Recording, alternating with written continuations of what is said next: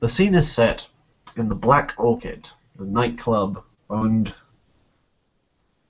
by the Ventru within Uptown, currently the Prince's Elysium.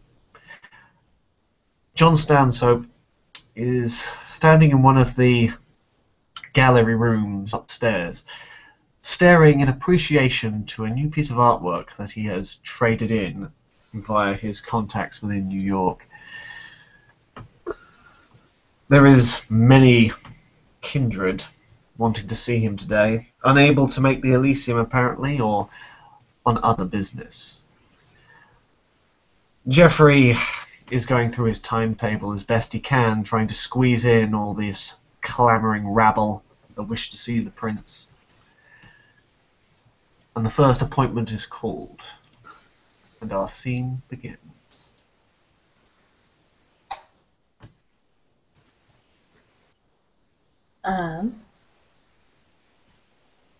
Chloe will walk in. She's in her usual garb, leather jacket, jeans, tank top.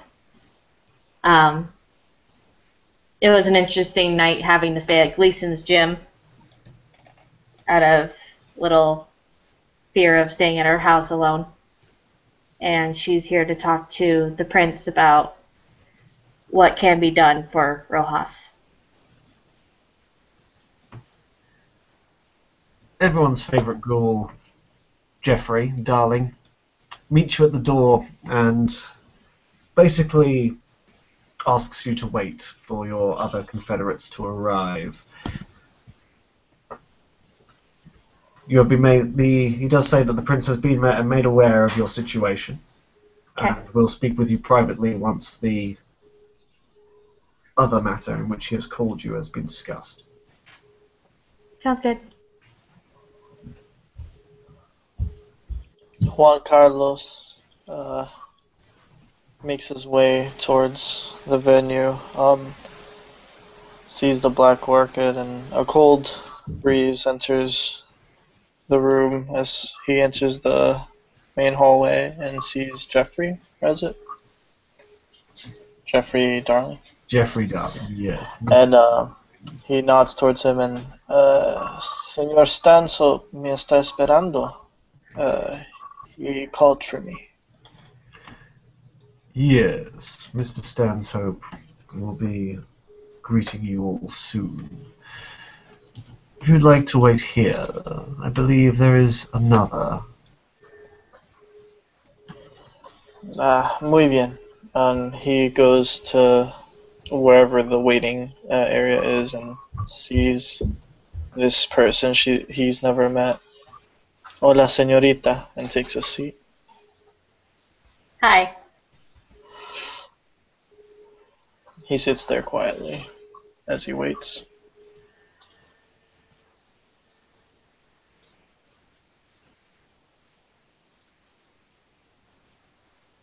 A taxi comes screeching to a halt outside the Orchid after someone has obviously paid the driver way too much money to get in there in a particular hurry.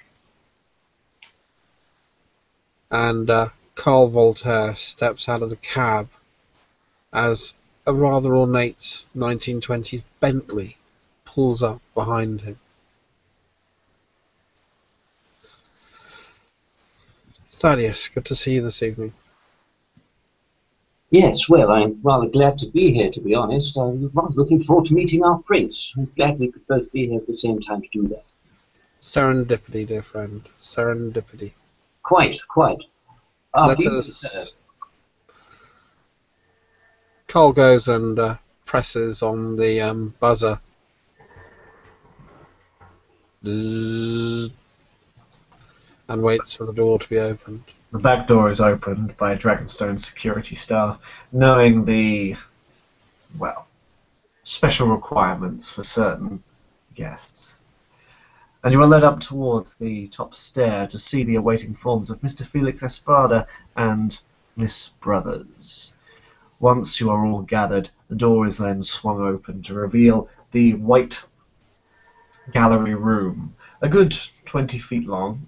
It has been gutted completely of all furnishings, apart from a single large painting which is taking up one wall, and the prince standing in his usual dark blue suit, staring at it appreciatively. The painting itself is that of an autumn landscape. The different blends and colours showing a sort of a reddish hue of a sunset. Any of you who have Auspex can see that the painting is incredibly detailed. And they're all shades of browns and reds, which brings off a rather warming sensation to the room. The prince turns. Ah, my friends, you have all arrived. And someone new, I believe. Sir Thaddeus looks to Carl to make the formal introduction before speaking himself. My prince, may I have the pleasure of introducing to you Sir Thaddeus Winthrop. He's a Nosferatu, an acquaintance of mine, and I have personally invited him to the city and give him my personal recommendation. High praise indeed, Mr. Winthrop. Tell me, what interest you have within New Sarum? Sir Thaddeus is a very short and fat figure and waddles forward a few steps before bowing at the waist as best he can with his immense girth. He stands up straight and goes, "My prince, firstly let me expound to you my gratitude for seeing me tonight. To answer your question, my desire to come to New Sarum was at the behest of my noble friend here, Carl. He asked me to come and assist with the current predicament that my clan finds itself in, and I hope that I can not only assist with the Nosferatu particulars, but also the city as a whole, as perhaps you may see fit." And which city did you hail from beforehand, Mr. Winthrop? Well, my previous years have seen me in London for quite some time. I've come to New York, Boston, and I have found myself here, as I said, at the behest of my colleague. Excellent. It is good to see old world kindred coming to this place. They always have a sense of decorum that seems to be lacking in our New World brethren. Well, manners maketh the man, as I'm sure you've heard. Quite. Well, it is good that you are here to help. Well, Mr. it can Brothers, only prosper if its kindred are willing to assist and such. excellent. You see, Mr. Winthrop, he beckons for the others to step forward. This city has been in chaos for some time.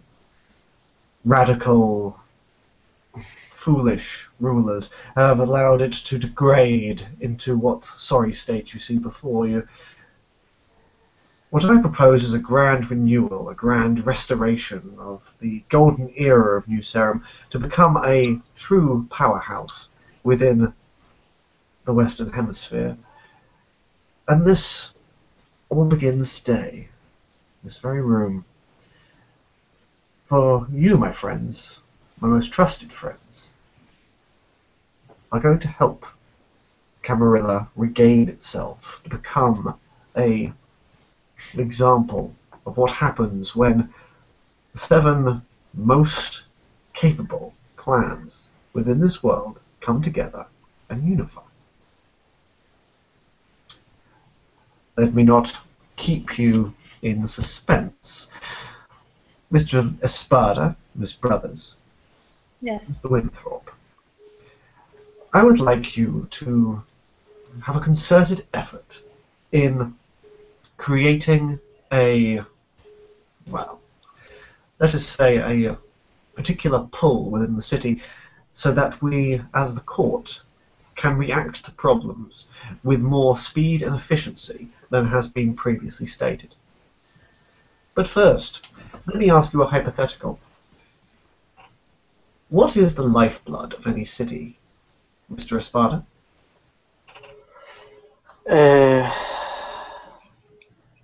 Hmm. Well, the lifeblood. We drink kine. Is that what you mean? As he looks at you quizzically, not understanding the question. I think perhaps something's lost in translation, Mr. Espada. I'm speaking metaphorically.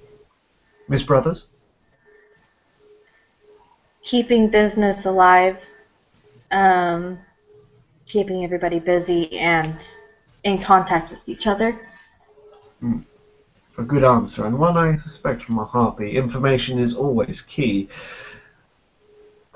But we are not talking about us as a society. We're speaking of a city as a whole, and we are just a small part of it. The kind outnumber us greatly. They are truly the holders of this, but they can't do it alone. There has to be systems in place. Mr. Winthrop, what do you believe that I'm harping on about? Sir Thaddeus takes a puff of his cigarette. I think the kine are most definitely our greatest asset, the lifeblood, as you say. Without the kine, after all, we find ourselves ostracized from society and struggling to exist at the forefront of the businesses and endeavours that we all take part in. Without the kine, we have no pull, as it were, in the various strata of society. We need to ensure that kine are looked after as much as our own interests. Very true, Mr. Winthrop. But what area and what organizations of the kind do we pull to make an effective city? This is the question I pose. Well, there are many different aspects which all need to be brought together in unison. Politics, obviously, is one of great importance. We also need to make sure that we have influence over certain individuals of the lawmaking fraternity. The police are important in order to make sure that any untoward attention is directed elsewhere should it be necessary.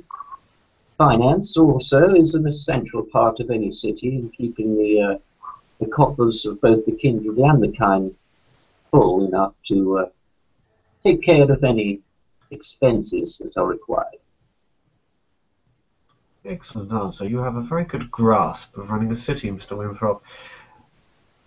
But let me reveal my intentions. What I am talking about, the lifeblood of any city, isn't the police, isn't the politics, isn't the money. It's the bureaucracy. In this day and age, paperwork is king, and those who control the flow of this paperwork and this information controls the city. A late postage stamp here and a forwarded memo there turns the wheels within the cog, and that is why I have brought you three together. I wish for you to go out, go into the leisures, go into the place, go into the city, find those that actually do the work, the admin staff, the security networks, and through your varied backgrounds and your varied approaches and intelligence, create a workable machine to be given to the court so that we can control the influence of the bureaucracy of this city. And John Stanhope will be using the status system. I'll be rolling charisma and leadership. I get +2 dice and -1 difficulty because I am so much higher status than anyone else. I have enchanting voice, so that reduces the DC to a further 2. So DC 6 minus 3 DC, so DC 3. Oh, ones, you are my bane. 3 successes.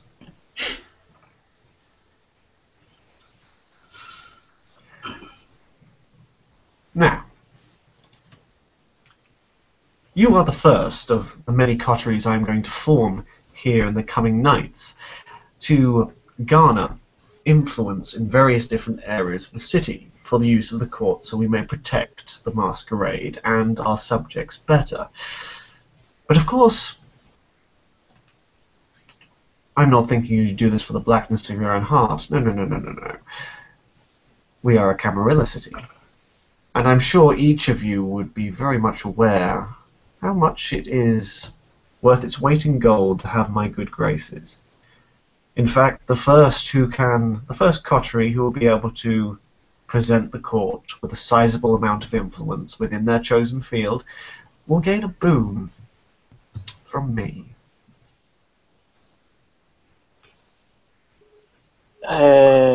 Principe, if I may interrupt. Of course. Please, speak your mind. I am not a pencil pusher. I do not know much of the bureaucracy. I feel as though I may not be able to help these coterie as well as I could, but I will try my best in your honor. Mr. Sparta. Carl looks up and sort of says and stands. Surely, Mr. Espada, this would be a fantastic opportunity to learn and broaden yourself. Oh, he turns around as someone interrupts the prince, but he turns around and I'm not saying yo no lo voy a hacer, that I won't do it, and I am willing to learn. As he turns back to the prince and nods, I just want to warn him that I could still be of use elsewhere if he needs me. Mr. Espada, this project is not going to take away from your other duties. No, no, no, no. But it is something that needs to be done. The court needs the control of the mortal world. And you say you have no talent in pencil pushing. Well, that's not the only way of doing things. My word, the ways the kindred can control the kine are as numerous as a deck of cards. And that is what I am interested in. To see how each of you work. And how your differing ideas and how your differing approaches to different problems garner different results. Think of it as a grand social experiment with a hefty prize at the end. Ah, a competition then, as he gleams. I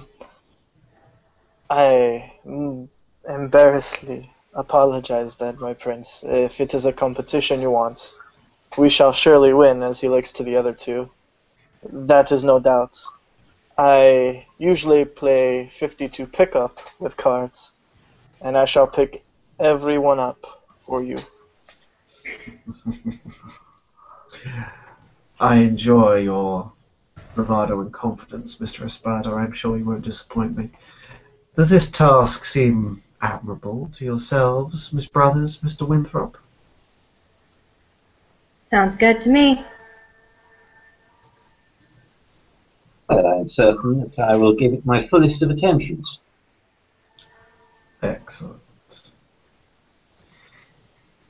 Carl stands up and puts the pieces of paper that he'd been writing furiously on into a sort of plain brown paper folder and walks up. My prince here is part of my tithe for the month. The discussion we touched upon earlier this evening. This is the full details. Very kind, Mr. Voltaire. I will look forward to this bedtime reading. And he just writes something else down on the bottom of the folder, and it basically says, I have the telephone number now of the person that we are seeking. I'm sure we will have a meeting in private soon, Mr. Voltaire, and I look forward to it.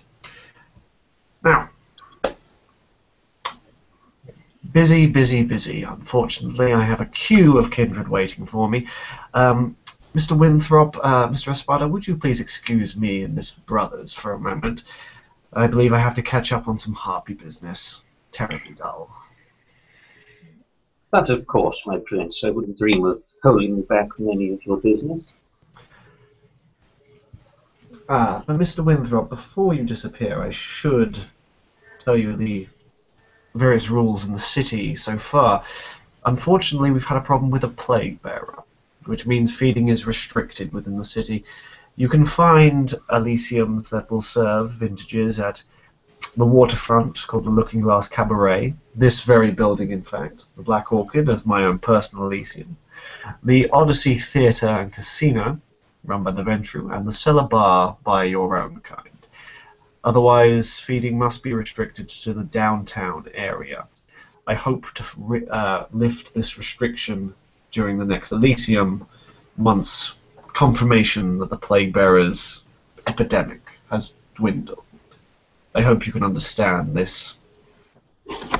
It should seem an inevitably wise move to restrict feeding, contain the situation, a bit of containment, and hopefully make sure that the situation is out of control. I thoroughly agree with that. I can see there being no problem myself adhering to your rule there.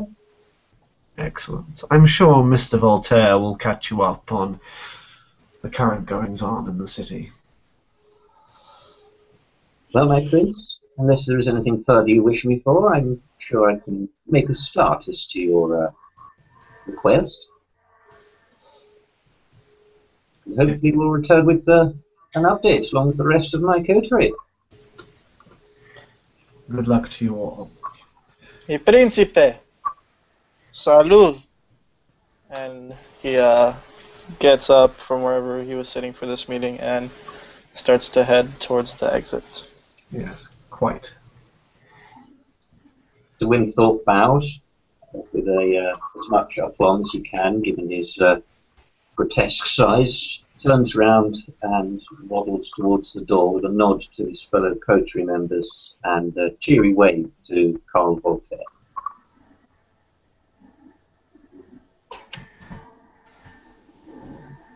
When everybody has left,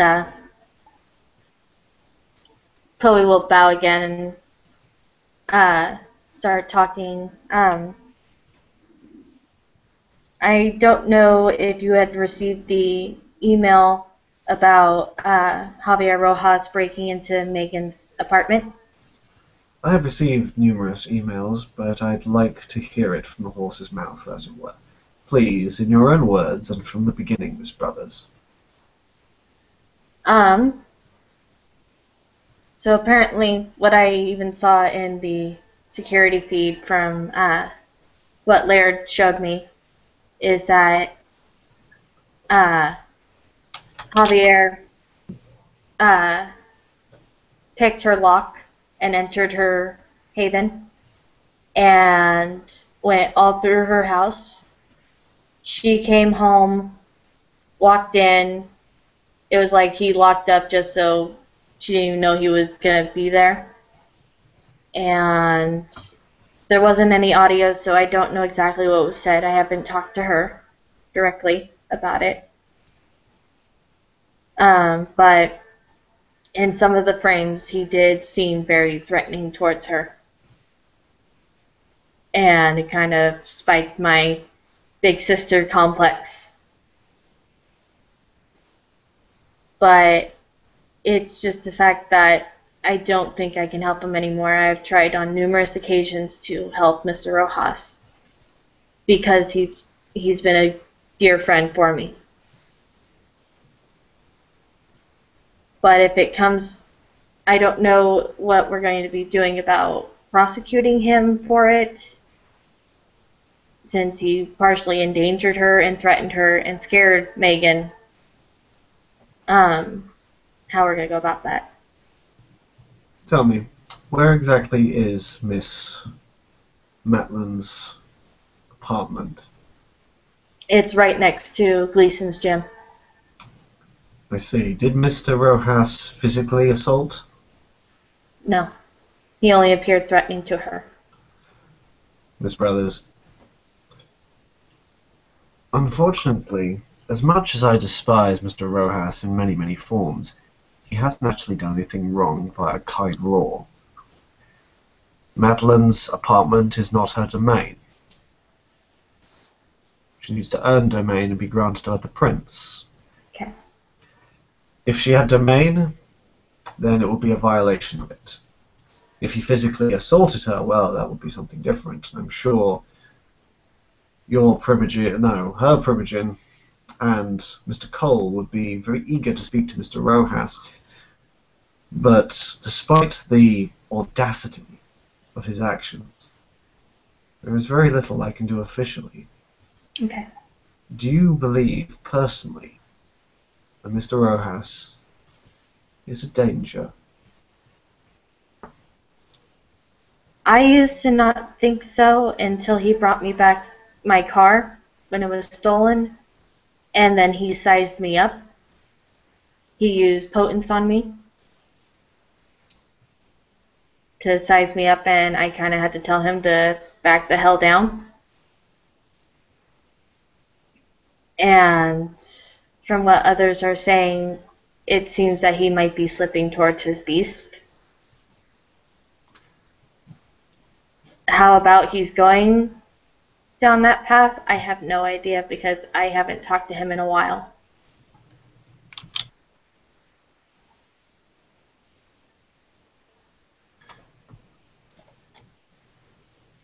Well, unfortunately, Miss Brothers, I cannot help you. Okay. It's a shame. With all this working on restructuring the city, I really don't have much time to check any of my contacts. Some areas of the city are completely barren of any of my influence. Is there anything My you wish me to do prince, about may it? I speak? If you must. I spent some time with Miss Maitland this evening. And whilst, yes, it's not her domain, it is her haven. And whilst she was hospitable to him, he did not show proper respect back to her. Which is a stretch, obviously, of the domain, but he also used disciplines on her as well to try and force his way to find out information on what the Harpies were talking about. That is a problem. Now, I said there's nothing I can do officially, Miss Brothers. Yes. But are you sure you want to take it this way? I can certainly do a lot of things unofficially. The question is, Miss Brothers, how much is it worth? Should I sacrifice my good reputation? Should I become the tyrant that they claim so that I may protect my people better? Do you think that's a price worth paying, Miss Brothers? He is just one man, but he does have influence. In some areas, he has friends. I think he should be made an example of. I don't know exactly sacrificing, but an example should be made, in my honest opinion. My prince, if I may also interject some advice I gave to the Council of Harpies this evening. I felt that your view would be somewhat similar to this.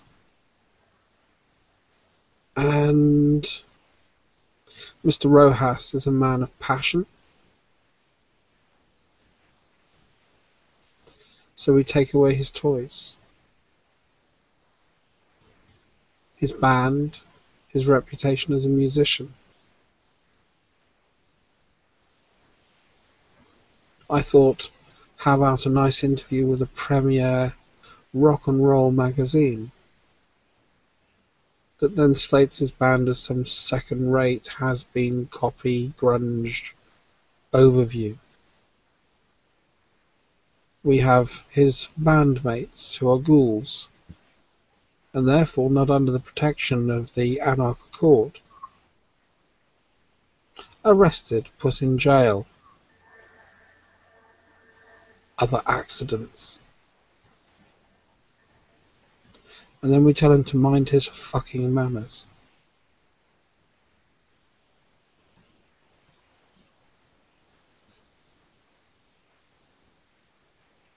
He steps back and sort of lowers his head again.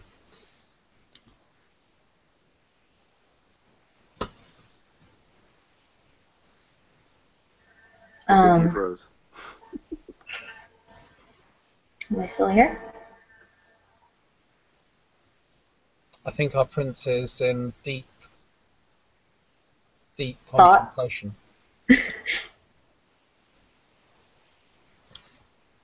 My prince, if you totally agree with what we're saying, just say nothing. There he is. Sorry about that. He's back. Yep. Apologies, my housemate decided to turn the internet off. I don't know how far you heard of my devious and evil plan. I heard none of it, so please refresh. Sorry, my prince, I was mumbling. My thought was, yes, we may not be able to act against him directly, but Mr. Rojas is a man of passion. So we take his toys away. We ruin his reputation as a musician. Maybe an interview with one of the premier magazines for his type of music, that then slates his band as some second-rate, copycat band. His band members, I believe, are his ghouls, not protected under the Anarch Accord. They go to jail. And then we tell him to mind his fucking manners. Mr. Voltaire, I would never think of doing something so low to reduce myself to his level. What we are discussing here is, in fact, the gentleman was threatened and indeed caused much emotional harm to one of my harpies and one of my subjects. So do not despair, Miss Brothers. If he ever steps out of line or any tradition that he breaks, we will be on him like nothing. Okay. But at the moment, I'm afraid you're on your own. But it's a funny thing, the tradition of destruction. Because it's literally that. Everything up until destruction. It's not in my domain. I believe this might be an interesting test for the new Harpy network.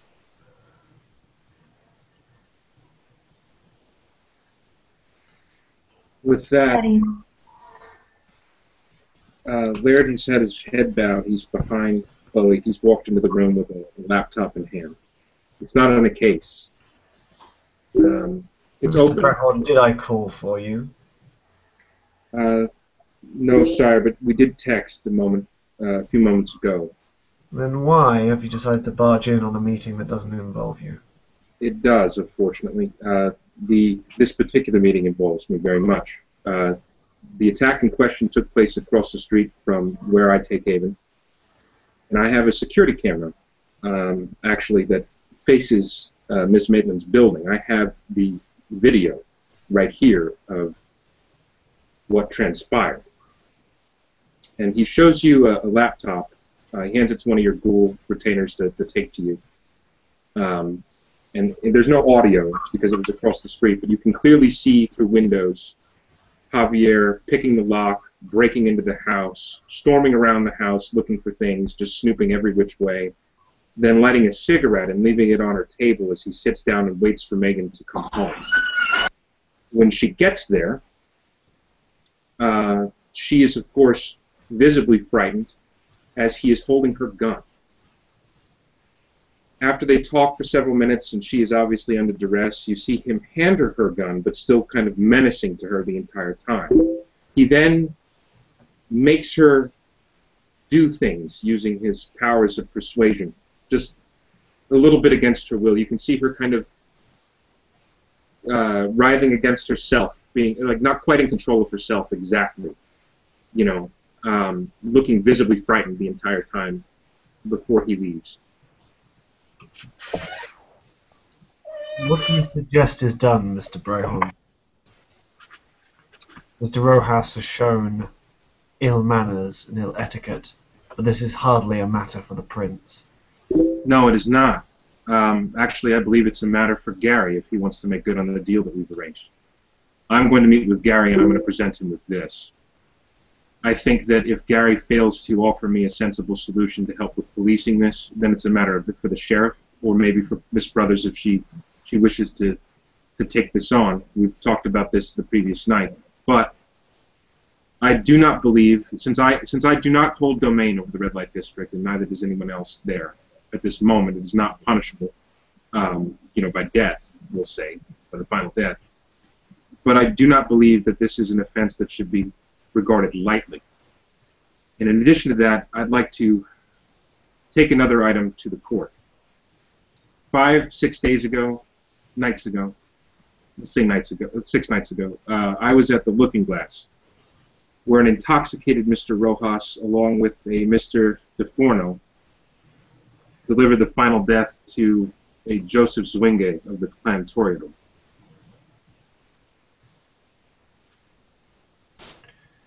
Mr. Swingay has reached my ears before. And as far as my report from the keeper of that said Elysium, he was throwing fire around in a kindred bar. He was. He was. But it's not his death that troubles me. It's the fact that DeForno and Mr. Rojas both lunged at him and bit at him as if they wanted to diabolise him in an intoxicated state. Afterwards, Rojas sized up, is the only way I can appropriately sum it, Miss Ariadne Quinn, and I had to kind of pull her away from him. He was licking his lips visibly while talking about driving her home. He was in such a state. My point to you, sir, is that I believe he has lost the battle with his beast.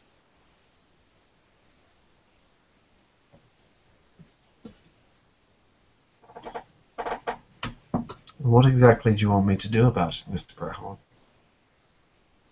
Look the other way while I talk to Gary. I want Gary to deal with it. I want Gary to honor the agreement that we've made. If he is to be the magistrate.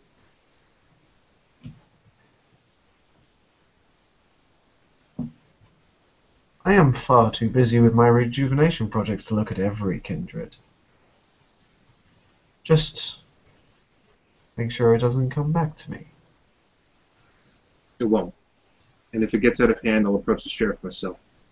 Yeah. Thank you. Carl whispers gently into Laird's ear. If he doesn't go for it, use the plan that I've suggested. It is more effective than anything else. Laird whispers quickly to Carl, I agree, but there's a matter of time, and it's framed.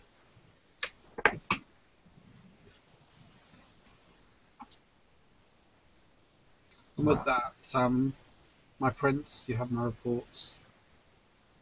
And he bows to both brothers, Lord Brehon, Laird Brehon and the prince, and backs away.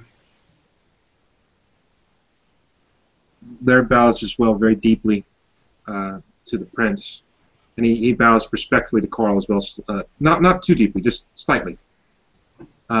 He then tugs on Chloe, whispering in her ear for a moment that he'll talk to her later, and then he turns and he leaves the room.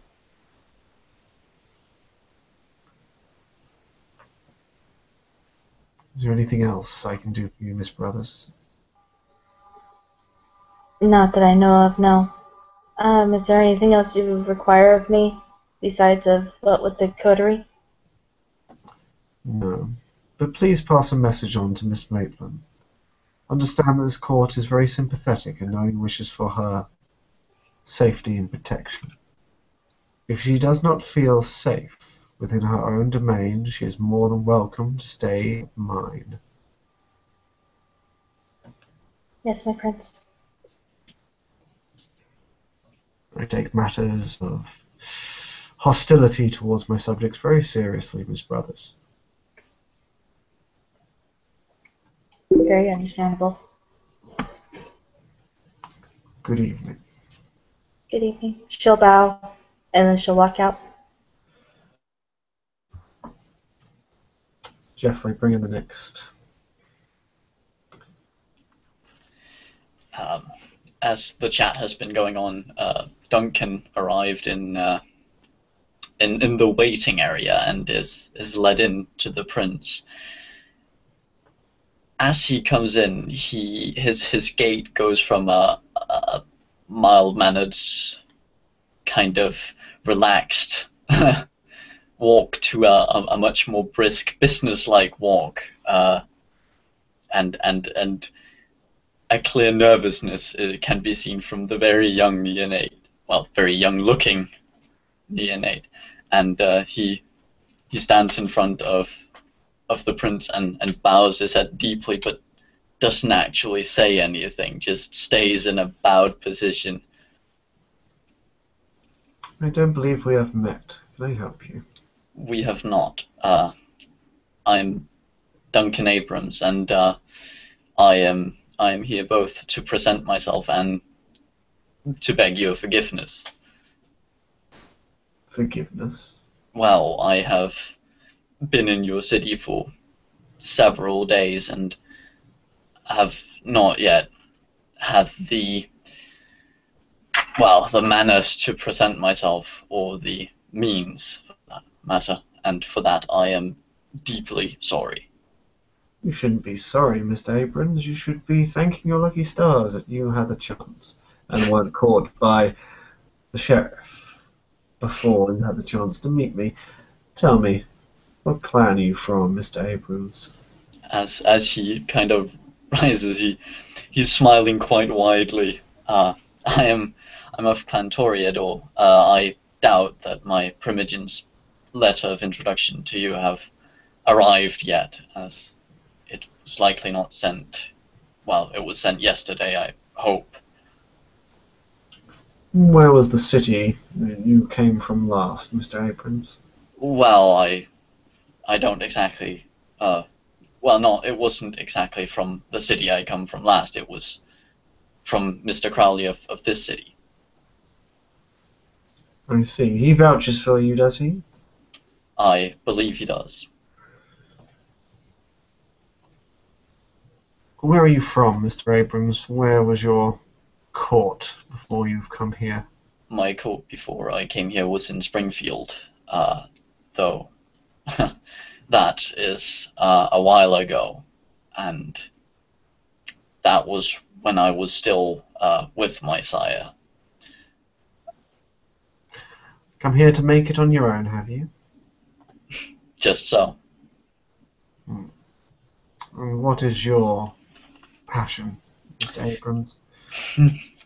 Well, I used to say that was a businessman, but well, now I am a businessman without a business. So, I guess I am an entrepreneur then. What business were you in? Well, stockbroking, if you would believe it, of all things.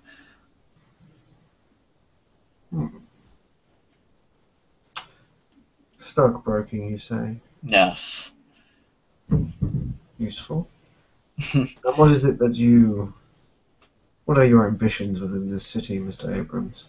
Well, it is actually a rather simple matter. It is to find my place as my own man in the Kindred Society, and to be of any assistance that I can.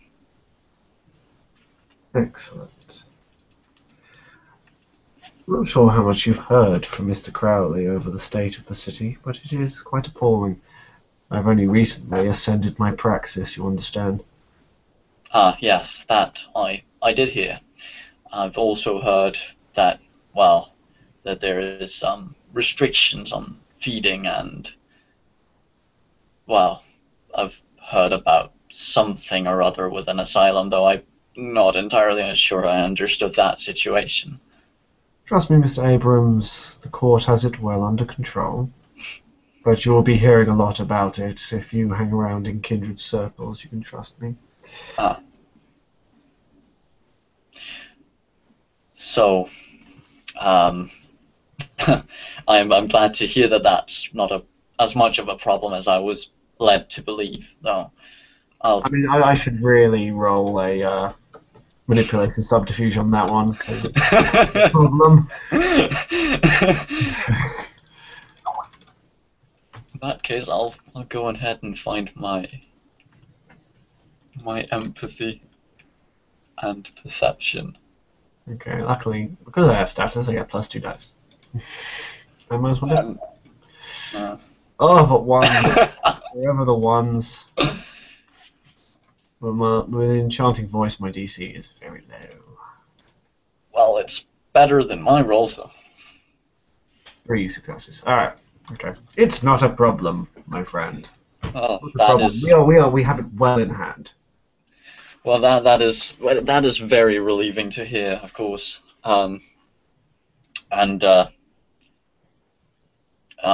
Other than my deep apology, my most sincere apology, I have nothing much to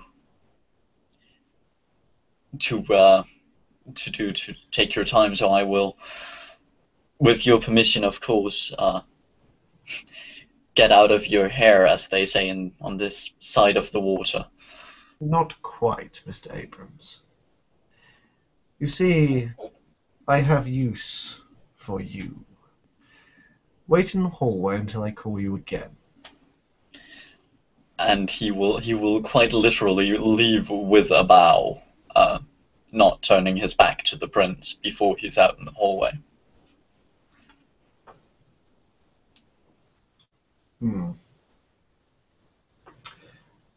Bring in the next, Jeffrey.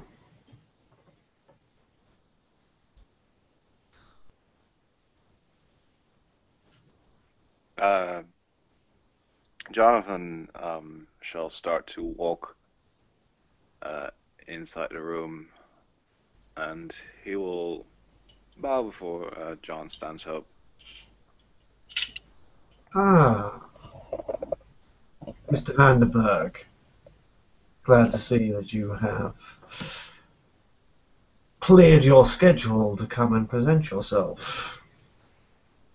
My apologies. Tell me, how are you keeping these nights?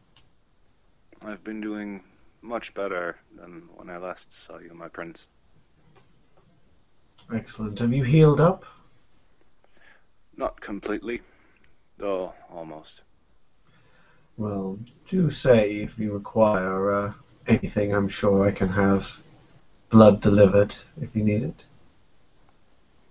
I do not doubt that, and I am very much grateful for the offer. Tell me, we've never really had a chance to converse, Mr. Vanderberg. I've always wondered, what is exactly you wish to do within this city? My reason for coming to the city was quite simple. My sire originally lived here, and Jonathan does have the prestigious sire merit. His sire is the current Gangrel Primogen of Amsterdam. She has asked me to help in the defense of the city, for when I came here it was sieged by the Sabbat. Dark times for us all. Most dark indeed. Are you wishing to carry on this role, Mr. Vanderberg? Speak to Cole about becoming a hound, or do you have other aspirations now that you've been here a while? I shall most certainly speak to my permission then.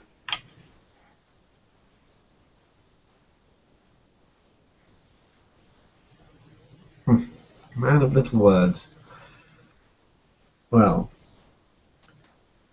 do keep up on the gossip of the asylum. I believe Mr. Brehon is currently leading the charge on that one.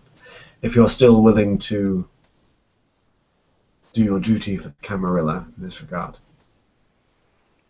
Of course. And he'll once again bow. Well then, I shall take my leave with your permission. Certainly. I hope to see you again soon, Mr. Vanderberg. Walk out.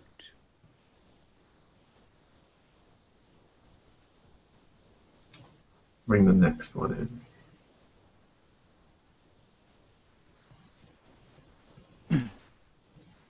Sid had arrived in a rather beat-up, windowless white van. Took him some time to find a parking spot, but after a short time, he approached the front doors of the Black Orchard. In his arms, he carried a large, plain white box that looks like it could carry a litter of German shepherds, and rings the buzzer.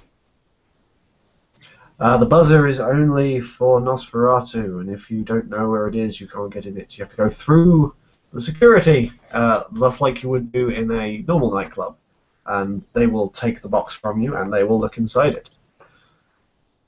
Inside are two objects. One seal fur coat and a necktie of the same material. They check it over and pat you down for any weapons. Sid has only a pocket knife. And will relinquish it. It's put in a box, and you can collect it on your way out. And you're soon shown upstairs towards the waiting room. The view of John Stanhope, the Prince. The older gentleman in a rather sharp navy blue suit, spectacled, quite sort of scholarly, teacherly almost, although he leans heavily on a silver cane. But he is, well, he's a little unnerving because he's suddenly staring at this painting, and he's not really, he doesn't have any sort of those usual tics that kindred or humans have. Like, he's not swaying, he's not blinking, he's certainly not breathing. He is just literally looking at it like a statue. Until suddenly movement casts your eye and he turns. Sid, for once, is rather clean-shaven except for a small beat nick on his chin, long hair pulled back in a ponytail, wearing a dress shirt and a suede smoking jacket, looking very much like a eccentric college professor, and a pair of plain modern spectacles. Would Sid be carrying the box, or one of the Prince's retainers? You will give them the box back once they know it's safe. Alright. Sid bows somewhat overdramatically and says, "Please forgive me if I insult your sensibilities, sir. I am new to the area, and I do not know all of the rituals and proper etiquette yet."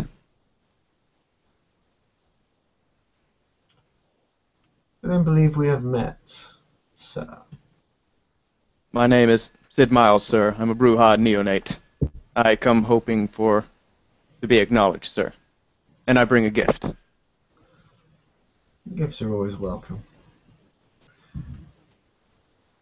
But If I before may, you sir. provide me with a box, tell me, where is it you have come from, Mr. Miles? Previously, I was based in New York, sir, but only for a brief time. I traveled much of North America and was embraced in the New Orleans area. I see. Rare for a kindred to travel so often, with the dangers of the road. I fancy myself somewhat of a scholar, sir, and model myself after the Eastern teachers of Mencius and Confucius. I have to say my philosophy isn't as on par as it should be, but it is always a good distraction. So, Aye. am I right in thinking that you are an actual Camarilla Bruja, or are you part of the Anarch movement? At scarce times I have associated with the Anarchs, where there was no Camarilla available in my travels. But wherever the Camarilla was available, I pledged myself, sir, and I hope to do the same here. I see. Do you have a letter of recommendation from a noted member of our organization, Mr. Miles? I'm afraid I do not, sir. I have yet to meet the Primogen. I was sent here by the spirits, sir. By the what, sorry? I apologize, sir. I am an occultist, and I was sent here by a mentor that whispers in my ear. And even Sid kind of grins a bit, realizing how outlandish the explanation is. I see, Mr. Miles. Well, I'm not sure if you're aware, but most of this region is still under conflict. Our sister city, Portland, was only recently retaken from the Sabbat, and there have been numerous attempts at Sabbat infiltrations within our very city. You'll forgive me if I am a little hesitant to accept kindred who claim to be from everywhere with no backing. I understand, sir. So, Mr. Miles, what I'll do is I'll do what I've done with one of your other brethren. I will give you a latency period between now and the next Elysium, during which time you will undergo a task for me with some other prospective kindred. And you will find sponsorship with one of the city's Primogen. They will vouch for you and take responsibility, so therefore, if you're not who you say you are, well, it falls on their head. Does this seem agreeable, Mr. Miller, or should we part ways this evening? Fine. Disciplinary action, sir. The stick and carrot. I understand, sir. It shall be done. He looks. His eyes narrow, and he's just trying to figure out if you're mocking him. I'm going to roll out perception empathy on that one. Because Venture Elders. Well, Elder. 4 successes. Sid seems perfectly sincere and honest, if somewhat uncouth. Excellent. If you'd be so kind as to... Oh, apologies. You say the spirits have sent you here, but what is it you hope to achieve within my city, Mr. Miller? Mr. Miles, sorry. Namely, I hope to achieve peace, sir. As I said, I model myself after the teachers of Confucius and the 3 other sages. I do not aspire for any position or political role, but instead to make those who have power, make it more comfortable for them, to benefit both the people and those in power, so there is better,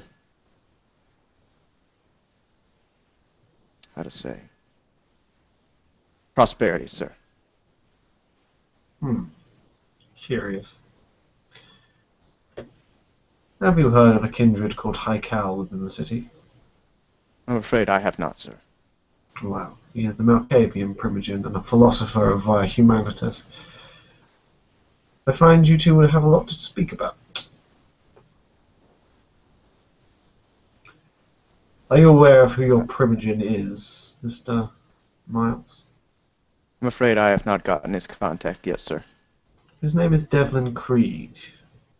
He can usually be found along the waterfront on some dilapidated hotel of some sort. But if you cannot find him, then speak with your harpy, Chloe Brothers. She can be found in the red light district in Leeson's gym.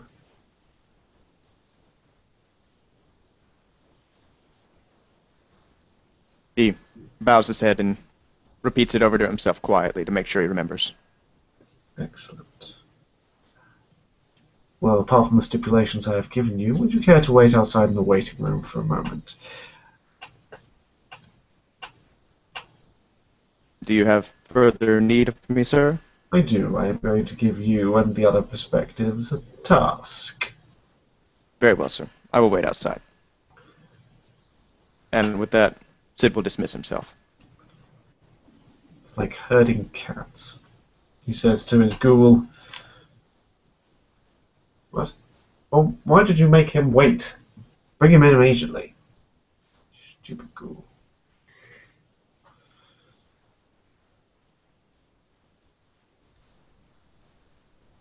Whoever's next. Her apologies. With that, Virginia comes in looking like herself, normally, not scarred at all. And she looks around at the assembled kindred. It'll just be you and me in this room, my friend. She says, "I come to you, Prince, saying mea culpa this time. For I had an exchange of words with the Anarchs outside of our last Elysium. Thanks to Jebediah Stitches and Teresius Cole, whom I both owe a boon, my life was saved from the nailed board, or whatever it was, that Nick DeForno attacked me with. A nailed board, Virginia? Which he brought to the last Elysium and checked in, apparently. For when he left it, it was in his hands. It was within seconds of our debate, our friendly debate in the parking lot, where, yes, I used heated words. Within seconds of that, if you see the tape, you'll see I was approached first by Javier Rojas. I don't know if you've heard of him, if he's caused any problems. And then, because I was afraid, I drew my knife and said, "Get away from me!" And that was all the provocation Nick DeForno needed. A Midwestern female Nosferatu of apparently 20 or so, trying to defend her slender frame from his fellow Anarch, was enough for me to get torpered. And with that, I roll manipulation performance to adjust so my face is right under the light. So you can see when I drop my mask. See, I have a flaw. I think it's called permanent wounds or something. Permanent wounds? Yep. I know that one. Okay.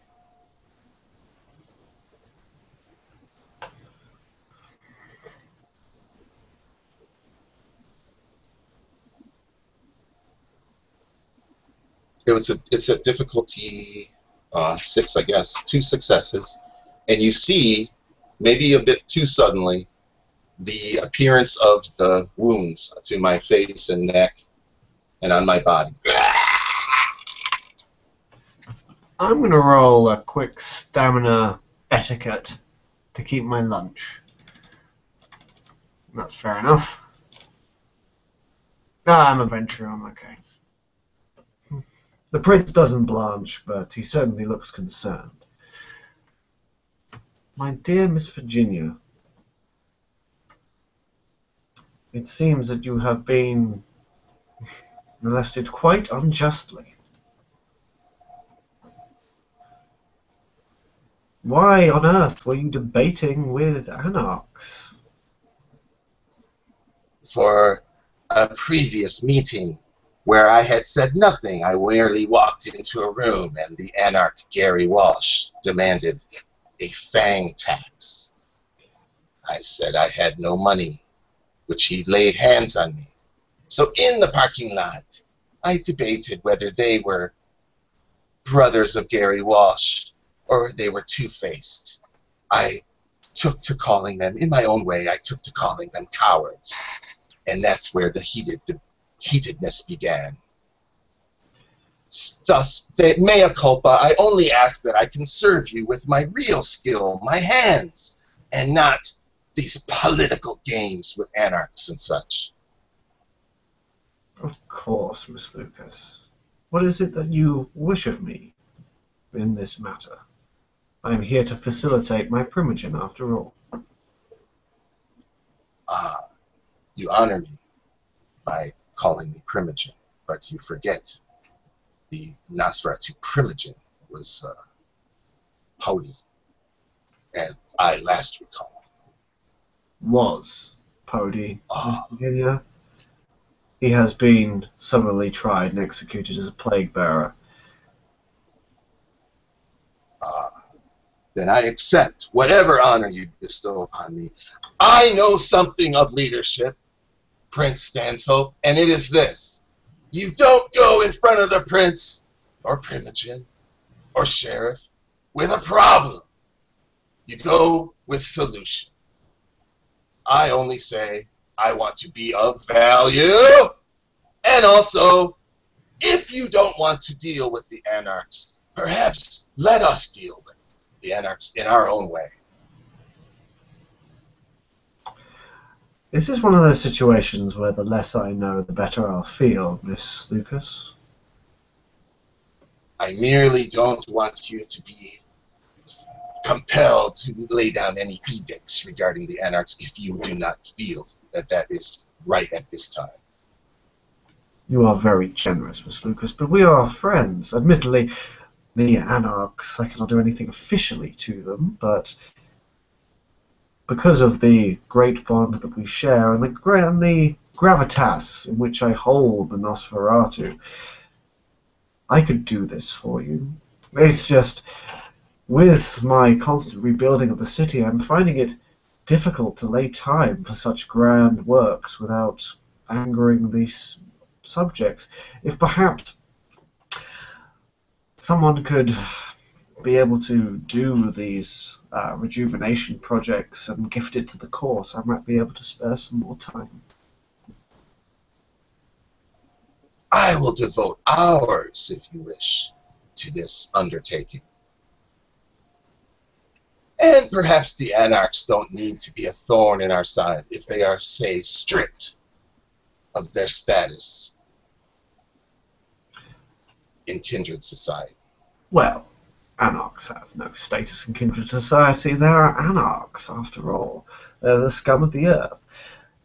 But just you wait, Mr. Virginia, Miss Lucas. What I would really like, what I really would help and save me a lot of time, is there is a department within the local government that basically elects the warden for the current prisons. I do have the actual name for it here. One moment. Jeffrey, could you give me my notes, please? Excuse me one moment. I was wondering if you would be so kind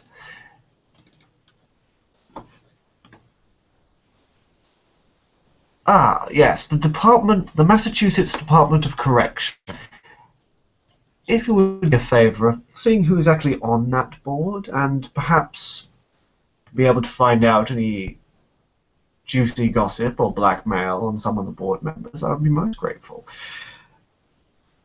And I'm sure we can deal with this little anarch problem for treating my primogen and my dear friend, Miss Lucas, so poorly.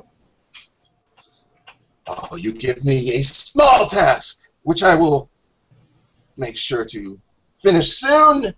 And besides that, I shall retire from your good graces. Thank you. Remember, I shall forever be loyalist, as long as the crown is loyal to the Nosferatu, of course. And with that, I say good day. Of course. Blessings to your clan. And the scars cover up on her face, and she leaves. Oh, give me a drink, Jeffrey. Something strong. And bring the next one in. Darkstone going through the security, takes out a holster, puts it into the box, reaches into his jacket, pulling out a wooden black rod with a black rubber top on it. Just puts it in there. Takes off his jacket for a moment so they can see that he has nothing else. And of course his phone with him. And makes it into the Black Orchid.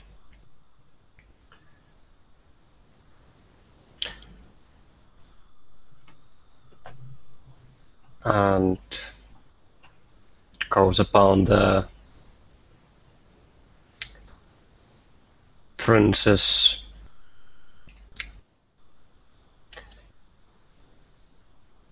Mr. Darkstone, he says, standing, a genuine smile hitting his face. It has been far too long. Where have you been hiding yourself, you recluse? Well,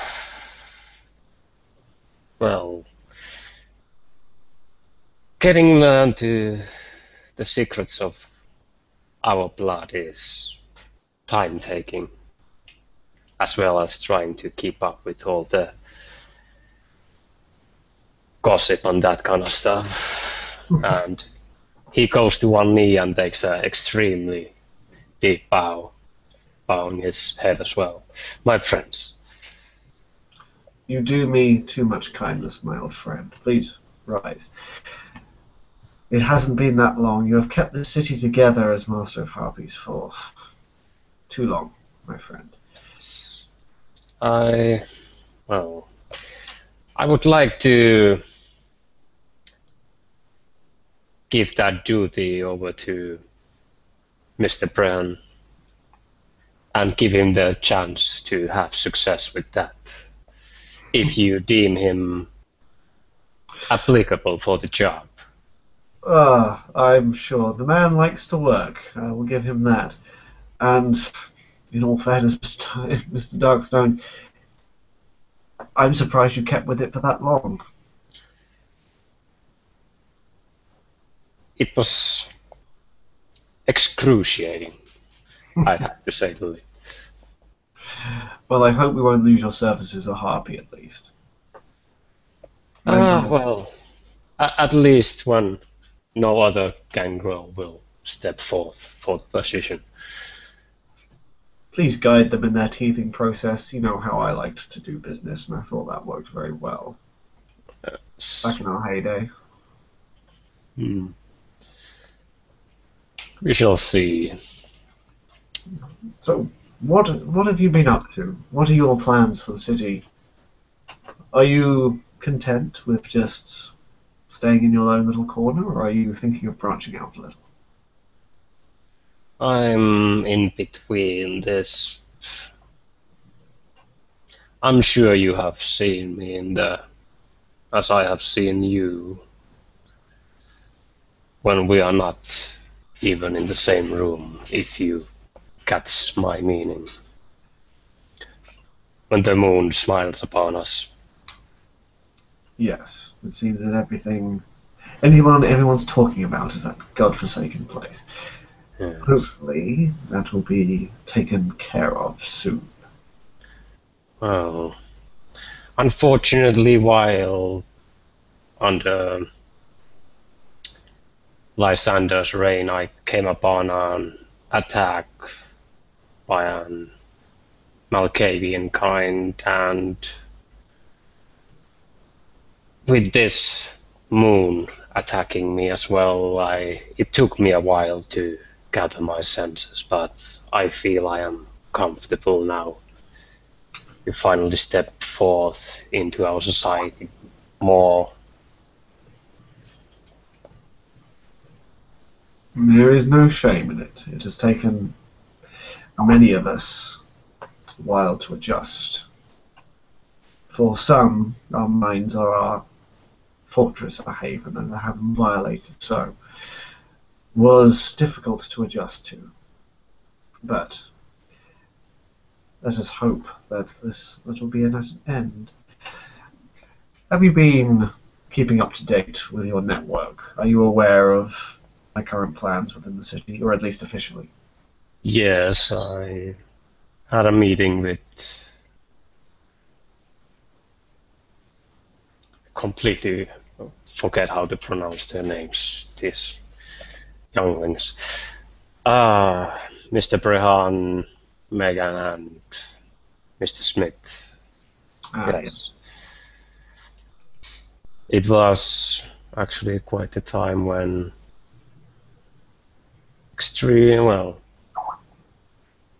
after Miss Megan was harassed by the Anak fool. I'm sure you know all about it. Yes. They do like to make their noise. And that one in particular is a rather irritating bug. Yes. I'm sure he'll get what's coming to him eventually. But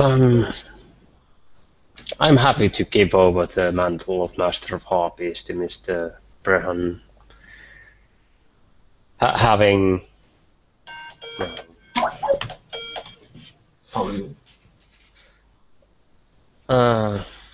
having such position and getting always light to your face is extremely annoying.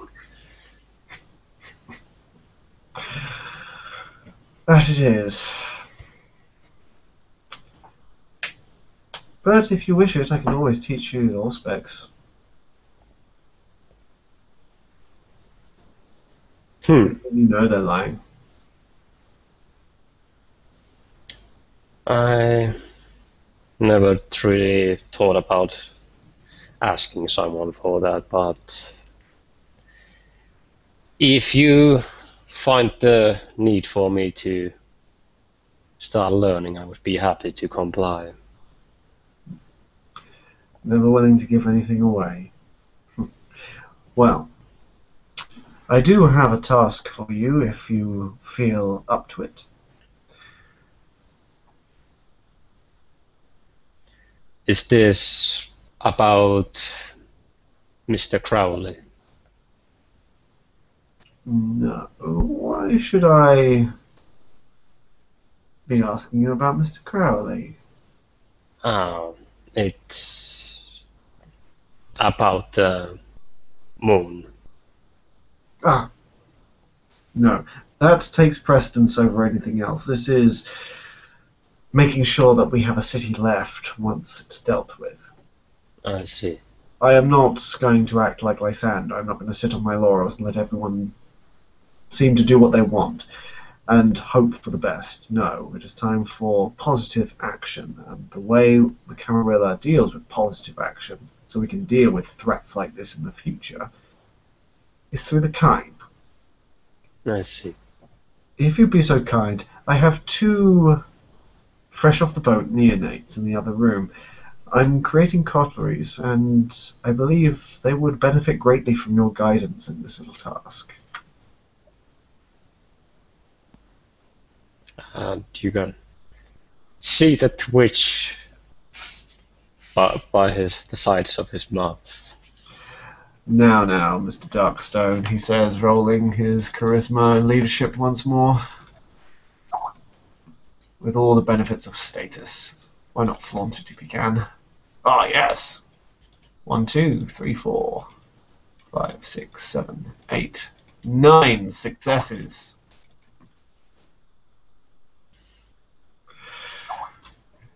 It'll be a trifle, a mini matter. And besides, the coterie that be able to produce not only gains my favour, but also a boon. It's a wonderful little competition, getting people together and such. Jeffrey, bring in the two gentlemen waiting in the lobby. As he is once again called upon, he this time walks in with a lot less nervousness and bows before the prince. Casts a somewhat puzzled glance at the man wearing sunglasses inside, but doesn't do more about it. And Darkstone is even gloomier than normally, now that he's been given the duty of babysitting.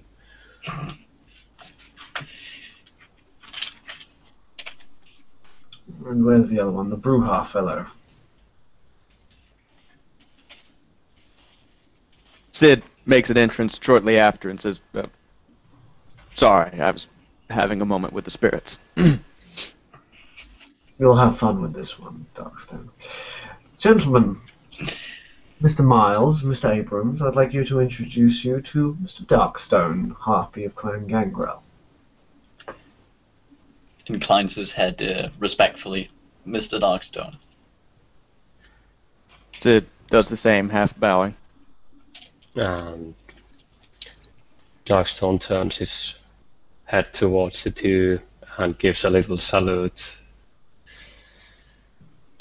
Mr. Darkstone has been ever so generous with his time and is going to guide you young bloods in an endeavour to help strengthen the court and the Camarilla within this city.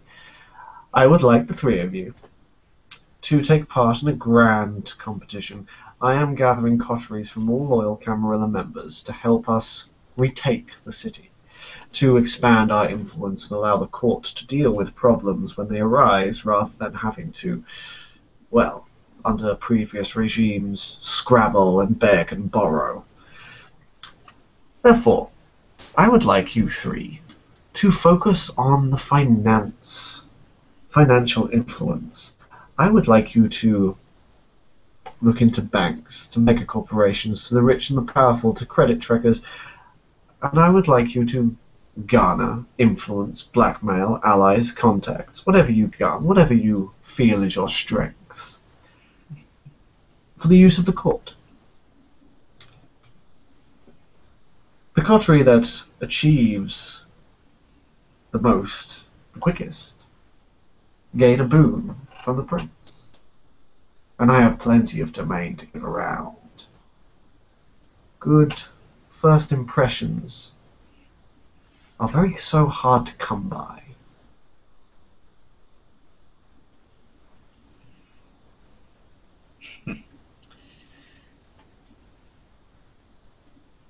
Duncan seems to have think about it and half scheme about it while a smile slowly spreads on his face. It shall be my utmost pleasure to do whatever I can in this endeavor. That's the spirit.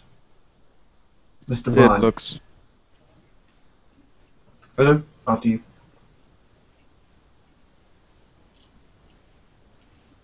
Sid looks rather annoyed and rubs his temple before looking over his shoulder and quietly shouting, "Yes, I heard, fine, all right," and looks over at the other two.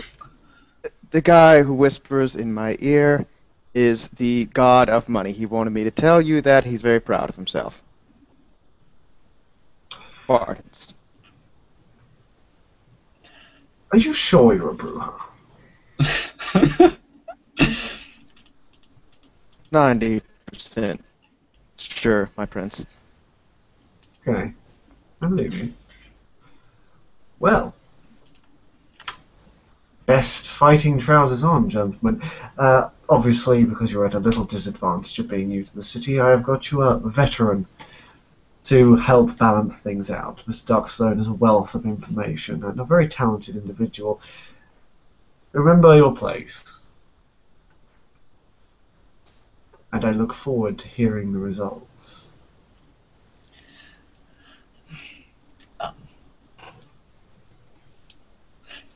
think I'm actually going to have to roll etiquette because, yeah. That's at a -1, right? If I'm lowly. Yes.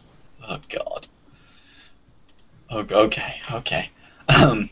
He bows respectfully, trying to stifle a bit of a chuckle. I'm most grateful that you've given me and my fellow neonate. He gestures to Sid the help of such a highly esteemed person as Darkstone. And after he talks, he shoots Sid a very "What the hell are you talking about?" glance.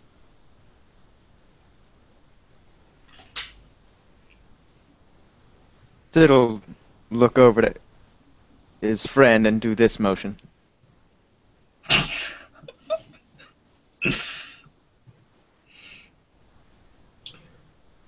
Don't let me keep you, gentlemen. I'm sure there is plenty for you to do.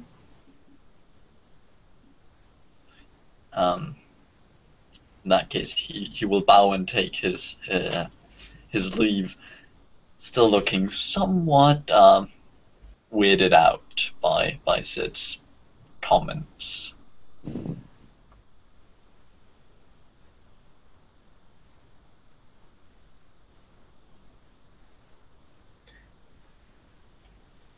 Darkstone will keep inside the room for a while before letting the neonates go out before him. Then just turns to the prince. So, I got 2 more young Malkavians to deal with. Give them a chance, they might grow on you. Call this your punishment for staying away for so long. I highly doubt that they will grow on me. And he makes a bow as he makes his exit.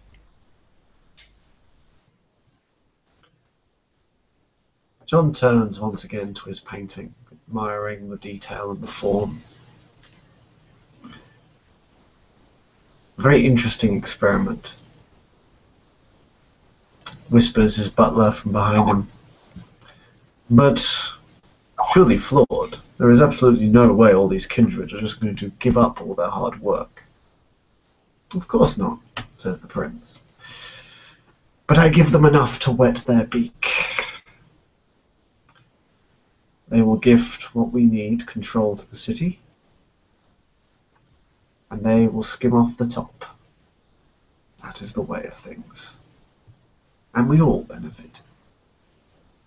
And he smiles to himself, breathing in an unneeded breath of air, and leaves the gallery.